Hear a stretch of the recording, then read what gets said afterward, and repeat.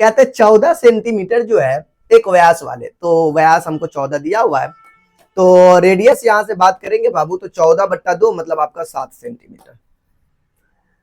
एक नल के द्वारा 5 किलोमीटर प्रति घंटा की दर से जो है आपको पानी आयताकार तालाब में प्रवाहित हो रहा है जी, जो 50 मीटर लंबा और 44 मीटर चौड़ा है। उस समय को निर्धारित कीजिए जिससे जो है तालाब में पानी की सतह 7 सेंटीमीटर बाबू ऊपर उठ जाता है, मतलब हमको जो है वो निकालनी है। तो कैसे होगा, देखो पहली बात तो ये है कि आपके जो है 14 सेंटीमीटर व्यास वाले एक नल के द्वारा, इस नल की हम बात करते हैं, तो फिलहाल ये है कि मैं इस नल की चाल निकाल लेता हूं, ठीक है। नल के द्वारा चाल, देखो ना हमारे पास नल के द्वारा 5 किलोमीटर प्रति घंटा है, तो हमने क्या किया, नल डायरेक्टली नल के द्वारा चाल या नल का चाल भी लिख सकते हैं, यकीनन ऐसा हो सकता है। तो मैं एक काम कर सकता हूं, नल का चाल भी लिख सकते हैं, ठीक है, आपको बेहतरीन समझ में आए, नल का चाल। चलो भाई, तो चाल की बात किया जाए माय डियर स्टूडेंट, तो किलोमीटर में 5 किलोमीटर है दोस्तों। अगर किलोमीटर प्रति घंटा km/h है, तो आप इसको क्या कर लो 14 सेमी, बकलोल भाई यहाँ सेंटीमीटर में दिए हुआ है जी, और यहाँ मीटर में दिए हुआ है, तो यार इतना खोज काहे करता है, सब पगलेल छे, इस सेंटीमीटर में। चलो पहले तो हम मीटर में बदल देते हैं, 5 किलोमीटर है तो 100 से गुना कर लेंगे तब, तो ये 5000 बन गया जी। अबे 500 बना, 500 किलोमीटर हो गया जी। लेकिन सर जी किलोमीटर है तो 1 किलोमीटर में 1000 की बात हो जाएगी ना, सही बात है जी, 1000 की बात हो जाएगी, 1000 की बात हो जाएगी। तो भाई ये तो हो गया 5000, हाँ जी 5000 मीटर पर, तो ये 5000 मीटर हो गया जी हमको, लेकिन आयताकार तालाब में प्रवाहित हो रही भाई 5 किलोमीटर प्रति घंटे की दर से, तो ये हमारा ऊंचाई की तरह काम करेगा, कितना ऊंचाई में हो गया जी, तो ऊंचाई की जगह पे हम लोग ये इस्तेमाल कर लेंगे, ठीक है ना, हाँ जी, इतना सा जो है आपको कितना आपको हो जाएगा जी। तो ये चीज है, प्रवाहित हो रहा है तो 50 मीटर लंबा 44 मीटर चौड़ा, उस समय को निर्धारित कीजिए जिसमें तालाब में पानी की सतह 7 मीटर। अरे एक बात मुझे नहीं समझ में आई यार, मैं तो आपको फिगर समझाया ही नहीं, आओ मैं बताता हूं। कहता है 14 मीटर व्यास वाले एक नल के द्वारा, एक व्यास है जिनका आपको ये 14 सेंटीमीटर व्यास था, ठीक है, 5 किलोमीटर प्रति घंटा से, इसकी जो पानी का जो निकलने का ये है, तो ये 5 किलोमीटर प्रति घंटा की दर से, 1 घंटा में 5 किलोमीटर की स्पीड से भाग रहा है, तो ये चीज है। तो मैं तो मीटर में निकाल लिया, तो 5000 हो गया, हाँ जी, 1 मीटर में 5000 लंबा हो गया। चलो कोई नहीं, एक ये तालाब जो है बाबू, ये हमारे पास एक आयताकार तालाब है, तालाब कैसा बेटा, आयताकार तालाब है, ठीक है। ए भाई तू कहां से आया, ये आयताकार तालाब है, तो आयत का क्षेत्रफल है, हाँ कोई नहीं, तो ये चीज है, तो पहले तो फिलहाल हम इसकी बात कर लेते हैं ना, एक ये आयताकार है, ठीक है, तो फिर ये करेंगे।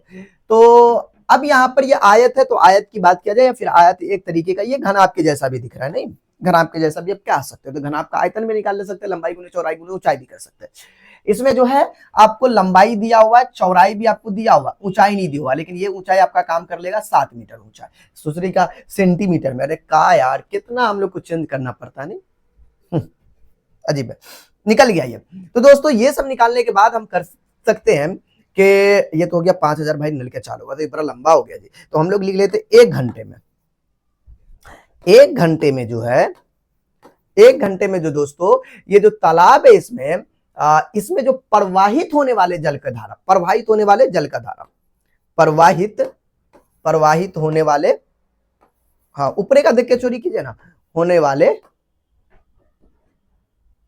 ठीक है, होने वाले जल की धारा, मैंने यहां से लिख लिया कि प्रवाहित होने वाली ये जल की धारा है, ठीक है। अब यहां पर दोस्तों जल के धारा का जो है हमको आयतन निकाल लेते हैं, कितना इसका आयतन निकाल लेंगे तो पता चल जाएगा, ठीक है ना, आयतन, ठीक है। अगर दोस्तों इसका आयतन निकाले तो बोलेंगे सर इसका आयतन क्या हो जाएगा, तो पहली बात ये है कि सर जी ये जो है अगर जिस नल से जो अगर निकाल रहा होगा तो नल का कैसा होगा, बोलेंगे सर नल का आपका बेलन होगा, देखने से भी लग रहा है, तो हम इस पर क्या करेंगे, इसका जो है बेलन का आयतन लेंगे, सच्ची यार, तो इस बेलना का पहले आयतन निकाल लेते हैं, इसके मुझौसा से पानी कितना निकल रहा है। तो उसीलिए 1 घंटे में प्रवाहित होने वाले जल का आयतन, ठीक है ना। तो इसके अंदर से जो जल निकल रहा है तो उसका प्रवाहित होने वाले जल का आयतन कितना वो निकाल लेते हैं, जो होता है πr²h। फॉर्मूला बेलन का ही काम करेगा। तो ये है। अब मैं यहाँ पर 22/7 लिख सकता हूँ यार, लेंदी है बट उतना बड़ा भी लेंदी नहीं है। आर रेडियस दोस्तों हमारे पास 7 सेंटीमीटर है। हाइट हमने निकाला है मीटर में। तो भाई एक बात बताइएगा जी, सेंटीमीटर को मीटर में कन्वर्ट करने के लिए 100 से भाग देना पड़ता है कि? हाँ यार, बात तो सही है। या फिर हम इसको जो है अगर मीटर में लिखूंगा तो ये 7/100 मीटर लिख सकते हैं। हाँ, ये थोड़ा सा कमीनापन थी, कितना चेंज करवाता है 7/100। ये देखते हो दोस्तों कि अगर थोड़ा सा लेंदी तो उसमें और लेंदी बनाने की कोशिश है।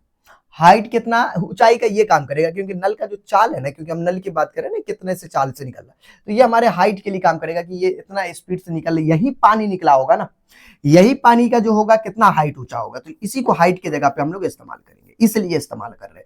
रीजन समझ रहे हो? हाँ जी, 5000 दोस्तों। ये 2 जीरो से आप 2 जीरो उड़ा दीजिए, चाहो तो यार ये जीरो से भी उड़ा सकते हैं। हाँ, ये तो बात सही है। थोड़ा मैं कलर चेंज कर देता हूँ। देखो ये 7 से 7 भी गया, 1 जीरो से ये भी जीरो गया, तो ऊपर 5 दूना 10 भी जाएगा। चलो यार, 2 से गया तो 11 भी गया यार, कितना आ गया ऊपर में? 11 से 30 77 आ गया जी, पूरा गायबे हो गया।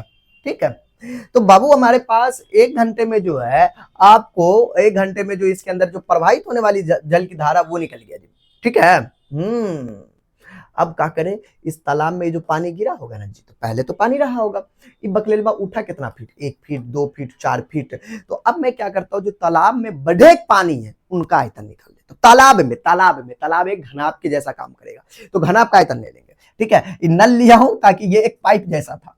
नल का आयतन तो हो गया जी। अब तालाब का आयतन मतलब तालाब में उठे, डायरेक्टली घनाभ नहीं लिखते, जैसे यहां पर भी डायरेक्टली नल नहीं लिखे, ऐसा लिखते।